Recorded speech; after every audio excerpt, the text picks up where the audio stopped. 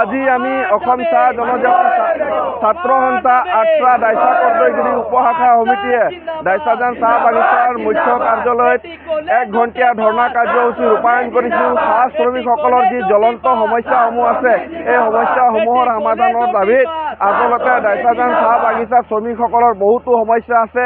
এই সমস্যাসমূহ কিন্তু আমি ইয়াৰ পূৰ্বে প্ৰতিবাদী কাৰ্যসূচী হাতত লৈছোঁ। তাৰ পৰিপ্ৰেক্ষিততো কিন্তু আজি এই সমস্যাসমূহ সমাধান হোৱা নাই, যাৰ বাবে আজি আমি প্ৰতিবাদ কৰিবলগীয়া হৈছে। এইটো শেষ প্ৰতিবাদ বুলি আমি ভাবিছোঁ। এই প্ৰতিবাদৰ পিছত যদি আমাৰ যিসমূহ দাবী আছে এই দাবীসমূহ যদি ফুলফিল নহয়, এই আন্দোলন কিন্তু ইয়াতকৈ ভয়াৱহ আৰু অপৰিতিকৰ পৰিস্থিতিৰ সৃষ্টি হয়। তেতিয়াহ'লে ইয়াৰ মেনেজমেণ্ট আৰু মালিকৰ স্বত্বাধিকাৰীয়ে ইয়াৰ জগৰীয়া হ'ব।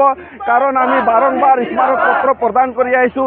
চাহ শ্ৰমিকসকলৰ যি স্বাস্থ্যৰ ব্যৱস্থা আছে এই স্বাস্থ্যৰ ব্যৱস্থা একেবাৰে দাইছাজান চাহ বাগিচাত কিন্তু চিকিৎসালয়ত চিকিৎসক নাই, প্ৰাথমিক চিকিৎসাও ভালদৰে নহয়। চাহ শ্ৰমিকসকলৰ যি আৱাসগৃহ আছে এই আৱাসগৃহসমূহত কোনো ধৰণৰ মেৰামতিৰ ব্যৱস্থা নাই, জৰাজীৰ্ণ অৱস্থা হৈ আছে। লগতে আমাৰ যি চাহ শ্ৰমিকসকলক ন্যায্য প্ৰাপ্য অধিকাৰ ৰেচনসমূহ ভাল দিয়া নহয়, এনেধৰণৰ বিভিন্ন আছে। আমি ইতিমধ্যে 15 দফীয়া দাবী এখন প্ৰস্তুত কৰিছোঁ আৰু আজি আমি এই স্মাৰক পত্ৰ বাগিচাৰ কৰ্তৃপক্ষক প্ৰদান কৰিম আৰু মালিক বাগিচাৰ যি স্বত্বাধিকাৰীলৈ প্ৰেৰণ কৰিবলৈ আমি অনুৰোধ জনাইছোঁ আৰু অতি শীঘ্ৰে আমাৰ এই দাবীসমূহ ফুলফিল কৰিব লাগিব। অন্যথা ইয়াতকৈ জংগী আন্দোলন গঢ়ি তুলিম আৰু প্ৰয়োজন সাপেক্ষে এই আন্দোলন আমি ৰাজপথলৈ লৈ যাম। আমাৰ যি সমস্যাসমূহ আছে সমস্যাসমূহ সমাধান হ'ব লাগিব। এইটো শেষবাৰৰ বাবে সকিয়নি প্ৰদান কৰিলোঁ। অন্যথা ইয়াৰ পৰিণতি কিন্তু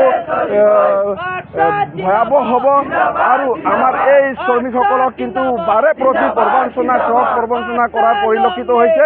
এনেধৰণে কাৰ্যসূচীক আমি ধিক্কাৰ গৰিহণা জনাইছোঁ।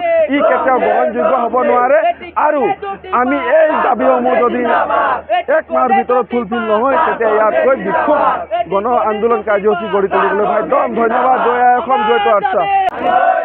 আজি আমি অসম চাহ জনজাতি ছাত্ৰ সন্থা আট্ৰা দাইছা কৰ্দৈগুৰি উপশাখা সমিতিয়ে দাইছাজান চাহ বাগিচাৰ মুখ্য কাৰ্যালয়ত 1 ঘণ্টীয়া ধৰ্ণা কাৰ্যসূচী ৰূপায়ণ কৰিছোঁ। চাহ শ্ৰমিকসকলৰ যি জ্বলন্ত সমস্যাসমূহ আছে এই সমস্যাসমূহৰ সমাধানৰ দাবীত আচলতে দাইছাজান চাহ বাগিচা শ্ৰমিকসকলৰ বহুতো সমস্যা আছে। এই সমস্যাসমূহ কিন্তু আমি ইয়াৰ পূৰ্বে প্ৰতিবাদী কাৰ্যসূচী হাতত লৈছোঁ। তাৰ পৰিপ্ৰেক্ষিততো কিন্তু আজি এই সমস্যাসমূহ সমাধান হোৱা নাই, যাৰ বাবে আজি আমি প্ৰতিবাদ কৰিবলগীয়া হৈছে। এইটো শেষ প্ৰতিবাদ বুলি আমি ভাবিছোঁ।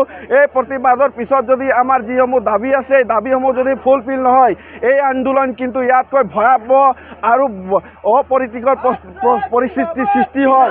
তেতিয়াহ'লে ইয়াৰ মেনেজমেণ্ট আৰু মালিকৰ স্বত্বাধিকাৰীয়ে ইয়াৰ জগৰীয়া হ'ব। কাৰণ আমি বাৰম্বাৰ স্মাৰক পত্ৰ প্ৰদান কৰি আহিছোঁ। চাহ শ্ৰমিকসকলৰ যি স্বাস্থ্যৰ ব্যৱস্থা আছে এই স্বাস্থ্যৰ ব্যৱস্থা একেবাৰে দাইছাজান চাহ বাগিচাত কিন্তু চিকিৎসালয়ত চিকিৎসক নাই, প্ৰাথমিক চিকিৎসাও ভালদৰে নহয়। চাহ শ্ৰমিকসকলৰ যি আৱাসগৃহ আছে এই আৱাসগৃহসমূহত কোনো ধৰণৰ মেৰামতিৰ ব্যৱস্থা নাই, জৰাজীৰ্ণ অৱস্থা হৈ আছে। লগতে আমাৰ যি চাহ শ্ৰমিকসকলক ন্যায্য প্ৰাপ্য অধিকাৰ ৰেচনসমূহ ভাল দিয়া নহয়, এনেধৰণৰ বিভিন্ন আছে। আমি ইতিমধ্যে 15 দফীয়া দাবী এখন প্ৰস্তুত কৰিছোঁ আৰু আজি আমি এই স্মাৰক পত্ৰ বাগিচাৰ কৰ্তৃপক্ষক প্ৰদান কৰিম আৰু মালিক বাগিচাৰ যি স্বত্বাধিকাৰীলৈ প্ৰেৰণ কৰিবলৈ আমি অনুৰোধ জনাইছোঁ আৰু অতি শীঘ্ৰে আমাৰ এই দাবীসমূহ ফুলফিল কৰিব লাগিব। অন্যথা ইয়াতকৈ জংগী আন্দোলন গঢ়ি তুলিম আৰু প্ৰয়োজন সাপেক্ষে এই আন্দোলন আমি ৰাজপথলৈ লৈ যাম। আমাৰ যি সমস্যাসমূহ আছে সমস্যাসমূহ সমাধান হ'ব লাগিব। এইটো শেষবাৰৰ বাবে সকিয়নি প্ৰদান কৰিলোঁ। অন্যথা ইয়াৰ পৰিণতি কিন্তু ভয়াৱহ হ'ব আৰু আমাৰ এই শ্ৰমিকসকলক কিন্তু বাৰে প্ৰতি প্ৰবঞ্চনা কৰাৰ পৰিলক্ষিত হৈছে। এনেধৰণে কাৰ্যসূচীক আমি ধিক্কাৰ গৰিহণা জনাইছোঁ। ই কেতিয়াও গ্ৰহণযোগ্য হ'ব নোৱাৰে আৰু আমি এই দাবীসমূহ যদি 1 মাহৰ ভিতৰত ফুলফিল নহয়, তেতিয়া ইয়াতকৈ বিক্ষোভ গণ আন্দোলন কাৰ্যসূচী গঢ়ি তুলিবলৈ একদম ধন্যবাদ। জয় অসম, জয়টো আট্ৰা।